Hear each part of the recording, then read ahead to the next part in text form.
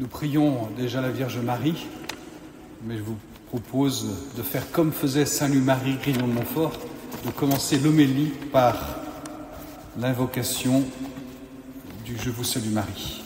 Je vous salue Marie, pleine de grâce.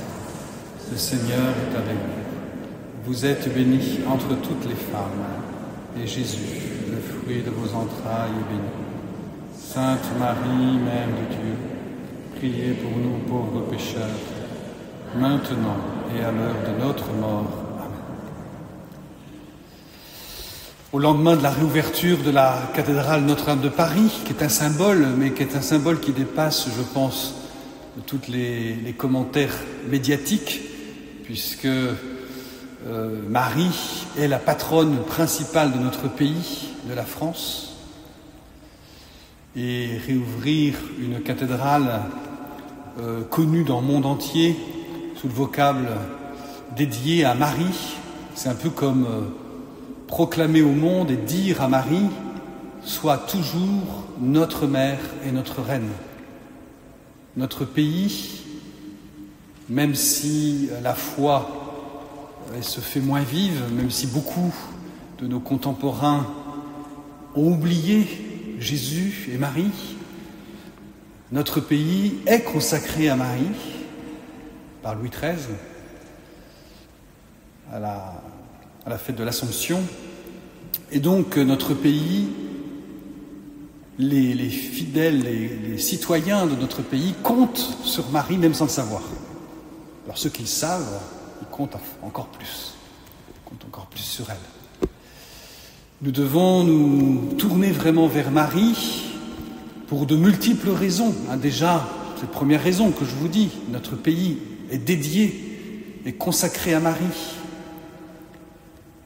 Notre diocèse aussi, d'ailleurs, ainsi que cette cathédrale, mais aussi parce que ce sont dans les signes des temps. Lorsque les temps approcheront de la fin, je ne sais pas quand, ne me faites pas dire ce que je n'ai pas dit, je ne sais pas quand, mais par contre, ces temps se semblent être de plus en plus proches. Le combat entre le bien, le Seigneur et le mal semble de plus en plus violent, à tel point que beaucoup s'inquiètent, à tort, parce que Jésus est vainqueur, et Marie avec. Mais voilà, le combat se fait intense, peut-être même dans notre propre vie aussi, il se fait intense. Les puissances de mal se déchaînent parce qu'elles savent qu'elles ont perdu, mais elles veulent faire le plus de mal possible avant d'abdiquer totalement. Et donc, nous sommes invités à nous mettre sous le manteau de Marie. Ensuite, Marie apparaît dans le monde entier de plus en plus fréquemment. Les nombres d'apparitions mariales depuis le dernier siècle, ou le siècle et demi, ou les 2 derniers siècles, sont très impressionnants. Et nous fêtons, nous avons eu des papes, le pape François en fait partie, des papes très attachés à Marie. C'est le pape François et le pape aussi Jean-Paul II, qui ont beaucoup introduit des mémoires mariales faisant allusion à des apparitions, ou bien des miracles. Demain, par exemple, c'est le miracle de Notre-Dame de Lorette. Vous savez, c'est la maison de Marie qui s'est déplacée, voilà, et qui est désormais en Italie, à Lorette. Notre-Dame de Lorette, une dévotion très très développée, qui a été très développée, un peu oubliée. Si vous voulez faire un petit pèlerinage sans en aller en Italie, sachez qu'à la Flosselière, il y a la réplique exacte de la maison de Marie, et on peut y aller. C'est un lieu de pèlerinage un peu oublié, mais avec quelque chose de très fort sur ce lieu-là. Voilà, et puis de nombreux... bientôt on va fêter Notre-Dame de Guadalupe. D'ailleurs, aujourd'hui, c'est la mémoire de Juan José, c'est ça ? Juan Diego aujourd'hui, le 9, qui est dans le calendrier universel de l'Église.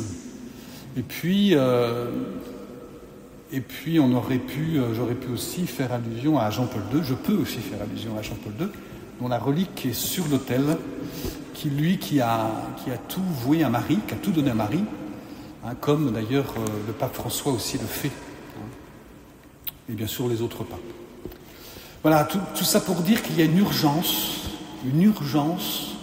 à se mettre sous le manteau de Marie et à se mettre à l'école de Marie, et même d'aller très loin dans la démarche, telle que nous sommes des privilégiés en Vendée, puisque Saint Louis-Marie Grignon de Montfort a circulé en Vendée. Il est venu ici à Luçon voir l'évêque, c'est sûr. Je ne sais pas ce qu'il a fait d'autre, mais au moins voir l'évêque. Hein, il a prêché ici. Il a prêché. Alors je ne sais pas si c'était. Non, c'est peut-être pas cette. En tout cas, voilà. Donc Saint Louis-Marie, et il a donné un enseignement d'une grande valeur, à tel point que un certain nombre de théologiens pensent qu'il devrait être docteur de l'Église, à cause de cela, à côté de la petite Thérèse. Parce que nécessaire pour aujourd'hui, de façon particulière. Hein, et son message est simple. Si vous êtes chrétien, vous êtes invité à vous donner à Dieu, à Jésus. Pour se donner à Jésus, passez par Marie. Faites tout par Marie. Demandez que ce soit Marie qui perfectionne tout ce que vous faites, votre don, vos actions, votre vie. Ne comptez pas que sur vos propres forces, comme si vous pouviez y arriver, sans aucune aide.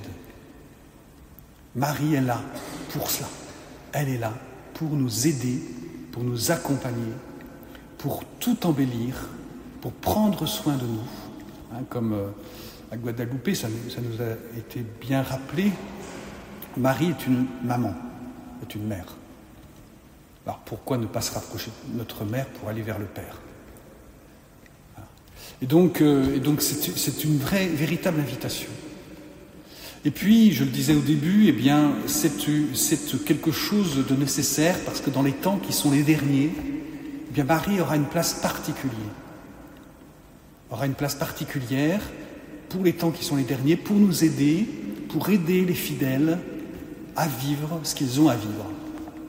Marie va nous aider à préparer la venue du Seigneur. Nous sommes dans le temps de l'Avent, hein, c'est vraiment dans le thème. Pas par hasard si le 8 décembre est fêté pendant le temps de l'Avent chaque année. Pour préparer la venue du Seigneur. Et donc Marie est là, et c'est à elle qu'il nous faut se confier en premier pour avancer dans ce chemin de préparation du retour du Christ. Et Saint Louis-Marie explique qu'il y a, le Seigneur veut lever une armée. Pas une armée comme les autres, pas une armée avec des armes, des canons et des fusées, mais une armée d'enfants, de petits, de pauvres, mais qui peuvent faire vaciller les puissants de ce monde, comme Marie a fait vaciller les puissances de ce monde par son obéissance, par son humilité, par sa petitesse. Elle a pu engendrer le Verbe divin, elle a pu engendrer Jésus et ainsi permettre le salut de venir dans notre monde, permettre le sacrifice de Jésus qui nous sauve, qui sauve l'humanité. En prenant Marie, nous allons ensuite marcher vers Jésus. Marie nous mène à Jésus. La vraie dévotion mariale est christologique, c'est centré sur Jésus, parce que tout passe par Jésus. Mais l'un et l'autre sont inséparables. Marie nous mène à Jésus. Et c'est pour ça que le deuxième aspect des temps qui sont les nôtres, les temps qui sont les derniers, le deuxième aspect, c'est la place que prend Jésus à travers les sacrements et particulièrement l'Eucharistie. À travers l'Eucharistie, aimer l'Eucharistie, s'attacher à l'Eucharistie, se laisser nourrir, enseigner, convertir par l'Eucharistie, se laisser purifier par l'Eucharistie, se laisser brûler par l'Eucharistie.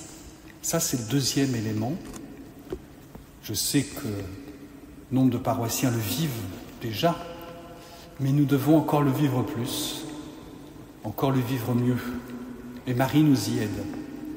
L'Eucharistie doit être adorée, aimée, célébrée, vécue, comme nous l'enseigne l'Église, comme le veut Jésus, en voyant les anges présents à la messe. Je ne sais pas si vous les voyez. Moi, j'ai toujours envié Saint Séraphime de Sarov qui voyait les anges pendant la célébration du culte divin, pendant la Sainte Messe. Mais les anges sont particulièrement présents à la messe. Et Marie est particulièrement présente à la messe. Elle adore, elle aussi, elle s'émerveille, c'est pas elle qui sauve, c'est Jésus. Marie ne peut pas donner l'Eucharistie. Donc elle adore, et elle nous aide à accueillir l'Eucharistie comme le moyen que Dieu donne pour se faire proche, mais plus que proche, pour se rendre, pour être entré dans nos maisons, dans nos cœurs. Voilà. Et puis, le troisième point, et je termine, troisième point, c'est que nous devons le vivre dans un amour indéfectible de l'Église. Troisième aspect, qui rappelle, j'avais prévu de lire le texte du récit des trois blancheurs de Saint Don Bosco. Je ne le fais pas parce que j'étais déjà trop long.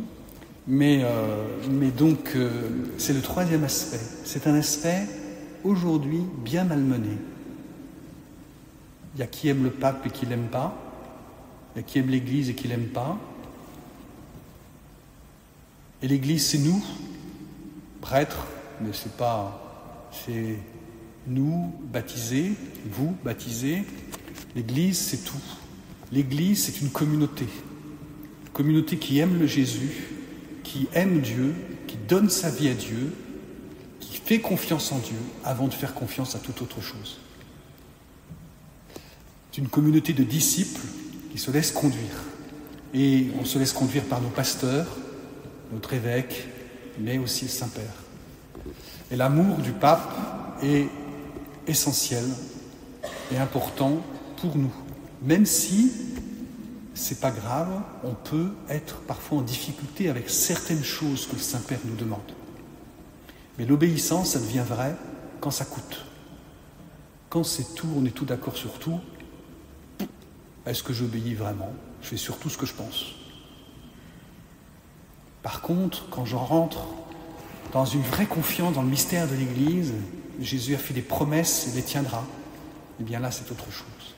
Voilà donc les caractéristiques de ceux qui traversent la tempête de notre monde, la tempête des derniers temps. Ils sont totalement à Marie, amoureux de Jésus par l'Eucharistie et fils de l'Église, fidèles de l'Église en toutes circonstances. Amen.